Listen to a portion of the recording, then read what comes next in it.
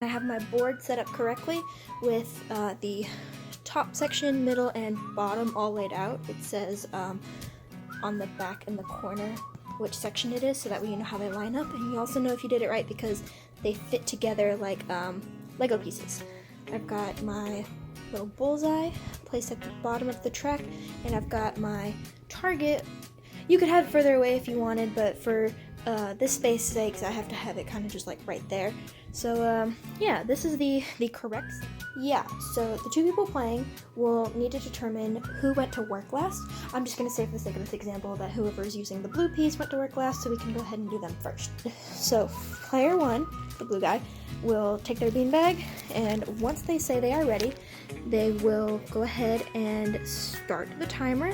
And as soon as they hit start, they need to begin their turn. Just like that. So blue tosses, blue got a 1. So now the blue drone will move out of the start space and onto this first one, and red will get to go next, also trying to keep up with the pace of the game. I would say the majority of that is on 1, so red will also land here. You always want to go by what the majority of the bag will land on, and turns will continue like this until timer runs out. So unfortunately, it doesn't seem like our little buddy blue is going to make it to the next section in time. Yeah. So since blue failed to make it to the next section on time, he is going to have to take a leap of faith, and I'm going to walk y'all through how exactly to do that process. So you take the target, or the bullseye, from the bottom of the board, place it over the number 3 so that the circle fits within the square, just like that, and then blue has to take their beanbag. You want to stand about 4 feet away from the edge of the board when you're throwing normally, but for a leap of faith, you're going to have to take a couple steps back because you need to throw from at least 6 feet away. Yeah, no. So since blue failed to make the throw, blue is eliminated from the game, thus meaning that in this 2-player game, red is automatically the winner. If blue had made the throw, so let's say that the beanbag had actually landed on the target, and it does have to land on the target, the majority of it has to be there and it has to stay there. It cannot hit the target and then bounce off. But if that successfully happens, then blue is allowed to move down to the next red space of the next section of the board, and then the board section is removed from play, like so. Okay, so it looks like red has taken an early lead in this game. I went ahead and paused the timer. They made it down there pretty quickly. Now that everyone is off of this first segment of board, players must stop the timer and go ahead and remove this last section, just like this. It is now out of play, and yeah, and then now they will reset the timer for the next segment. I gotta double check how long the next one is supposed to be for 2 players. 2 minutes. So we would reset the timer for 2 minutes, just like that, and play would start again. So both of these guys are really booking it out of this building, and I don't blame them because I would be booking it too if my office building caught on fire. Neither of them make it to this bullseye, then they both die basically. But if they make it, so let's say red on their next turn throws a 2 and then throws another 2, red automatically wins the game. Now there is a chance if blue, manages to book it out of this office building as fast as possible. Boo. And they both make it, then they are both just considered winners. There is not any sort of a tiebreaker for this instance, it's just you both win. Congratulations, you survived. Quickly give a rundown for procedures for 4 or more people.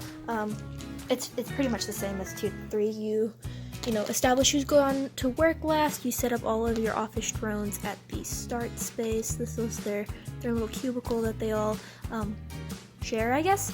And then once you determine who's going first, they therefore pick up their beanbag, give it a good toss, start the timer. The only main difference to establish is that for 4 or more players, your times are going to be different. Let me find my quick guide.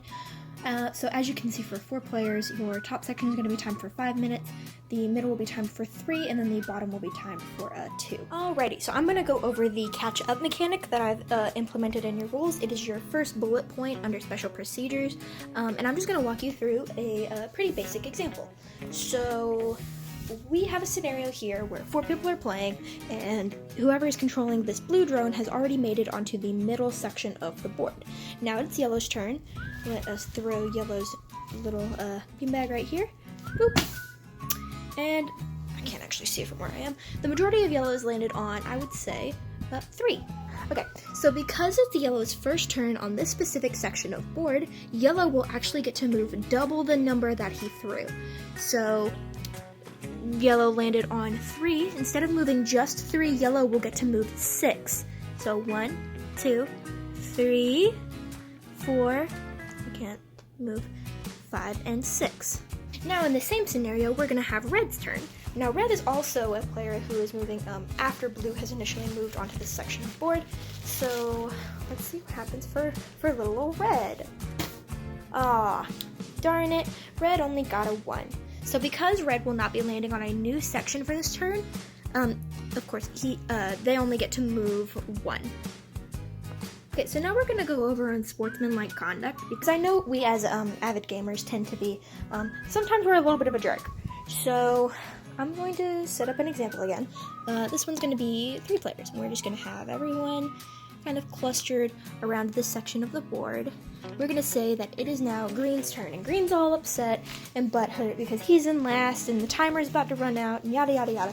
So he is just going to stand here and swing. He's gonna keep talking about his day, and he's just, he's taking forever, and everyone understands that we're under a very serious time-pressured situation here. So, because green is taking a sweet old time, lollygagging around, the red and blue player are allowed then, because he's taking forever, to take his piece and move him back to a red space, because he's being a jerk, and no one likes a jerk.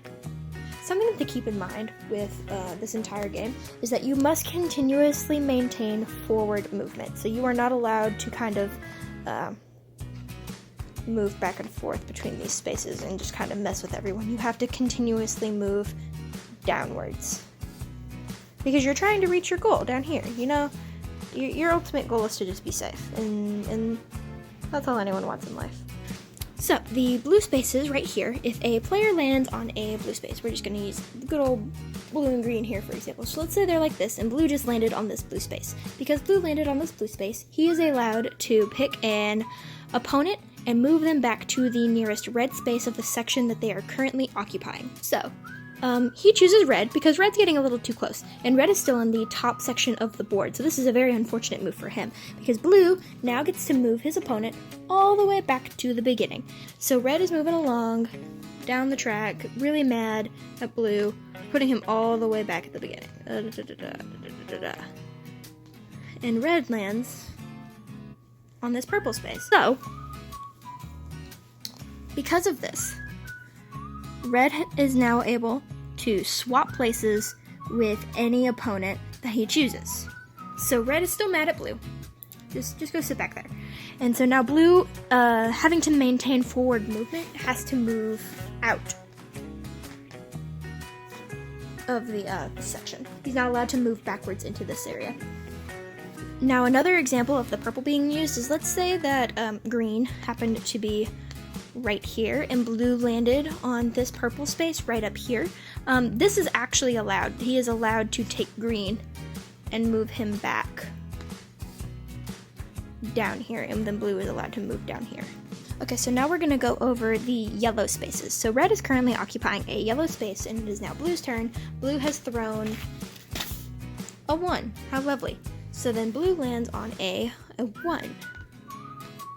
Now, blue has the ability to send anyone back to a red space that he so chooses, but because red is occupying a yellow space, blue is not allowed to move their piece with this action. So he only has, in this case of a 3-player game, only has one option to move green back to the nearest red space.